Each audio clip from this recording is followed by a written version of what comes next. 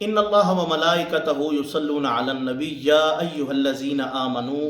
صلوا علیہ وسلموا تسلیما اللہم صل علی سیدنا و مولانا محمد وعلی آل سیدنا و مولانا محمد وبارک وسلم وصلی علیہ۔ آیت مبارکہ 22ویں پارے کی آیت مبارکہ ہے، جس میں میرا رب ارشاد فرماتا ہے کہ میں اور میرے فرشتے درود بھیجتے ہیں، اے ایمان والو تم بھی میرے محبوب پر خوب درود بھیجو، خوب سلام بھیجو۔ اللہ تعالیٰ نے اعمال صالحہ کا حکم دیا۔ قرآن مجید اگر ہم مطالعہ کریں تو اس میں میرا رب ارشاد فرماتا ہے وَأَقِيمُوا الصَّلَاةَ وَآتُوا الزَّكَاةَ وَارْكَعُوا مَعَ الرَّاكِعِينَ، نماز قائم کرو، زکوٰۃ ادا کرو اور رکوع کرنے والوں کے ساتھ رکوع کرو۔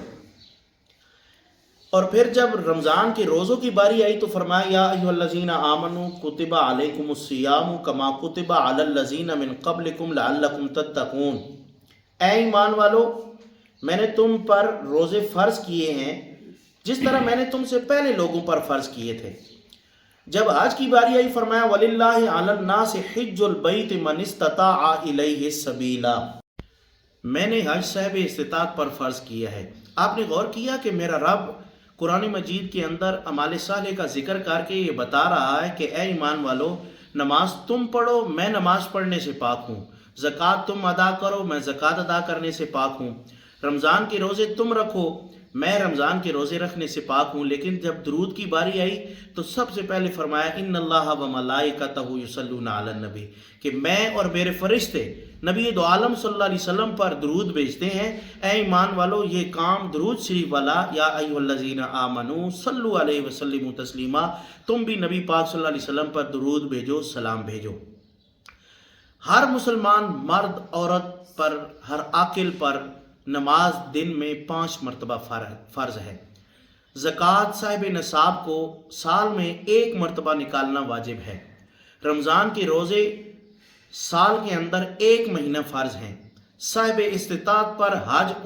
عمر میں 1 مرتبہ فرض ہے، مگر درود شریف کی کوئی تعداد مقرر نہیں کی، دن مقرر نہیں کیا کہ سال میں اتنا پڑھو، دن میں اتنا پڑھو، نہ، بلکہ رب کائنات نے فرمایا ان اللہ و ملائکتہ یصلون علی النبی، میں بھی پڑھتا ہوں، میرے فرشتے پڑھتے ہیں، جب چاہو جتنا چاہو جتنا پڑھ سکتے ہو پڑھو، اٹھتے ہو تب بھی پڑھو، بیٹھتے ہو تب بھی پڑھتے ہو پڑھو، چل رہے ہو تب بھی پڑھو،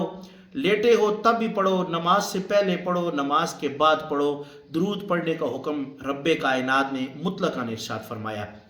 نبی پاک صلی اللہ علیہ وآلہ وسلم کے صحابی حضرت انس رضی اللہ تعالیٰ عنہ سے روایت ہے کہ نبی پاک صلی اللہ علیہ وسلم نے فرمایا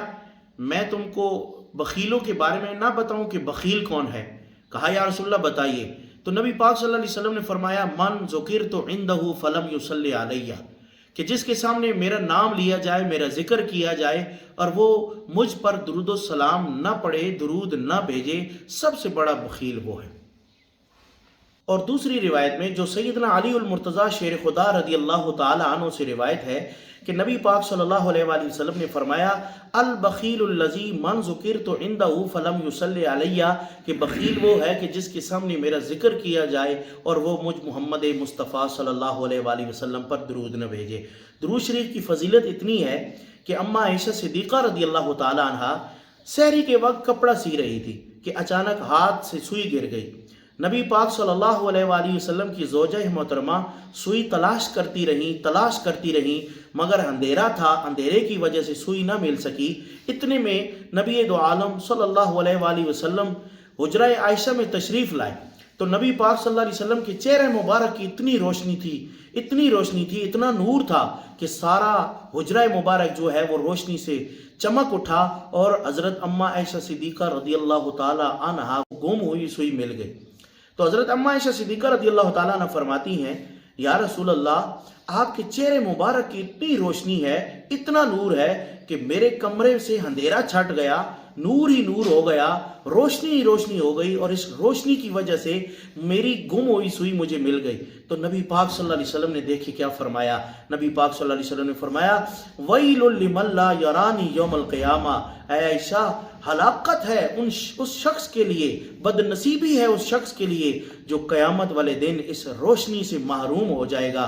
حضرت اماں عائشہ صدیقہ رضی اللہ تعالیٰ عنہ فرماتی ہیں یا رسول اللہ وہ کون بد نصیب ہے جو ہلاک ہو جائے گا، بدبخت ہو جائے گا؟ نبی پاک صلی اللہ علیہ وسلم نے فرمایا وہ بندہ میرے چہرہ مبارک کی روشنی سے محروم ہو جائے گا کہ جس کے سامنے میرا ذکر کیا جائے اور وہ مجھ محمد مصطفیٰ صلی اللہ علیہ وآلہ وسلم پر درود نہ بھیجے۔ تو دیکھیں نبی پاک صلی اللہ علیہ وسلم پر درود بھیجنا یہ جنت کا راستہ ہے، گناہوں کا کفارہ ہے۔ اس لیے کسی نے کہا تھا کہ ہر درد کی دوا ہے صلی علی محمد، تعویذ ہر بلا ہے صلی علی محمد، جو مرض لا دوا ہے یہ گھول کر پلا دو، کیا نسخہ شفا ہے صلی علی محمد۔ ہو دیاں ضرباں لائی جا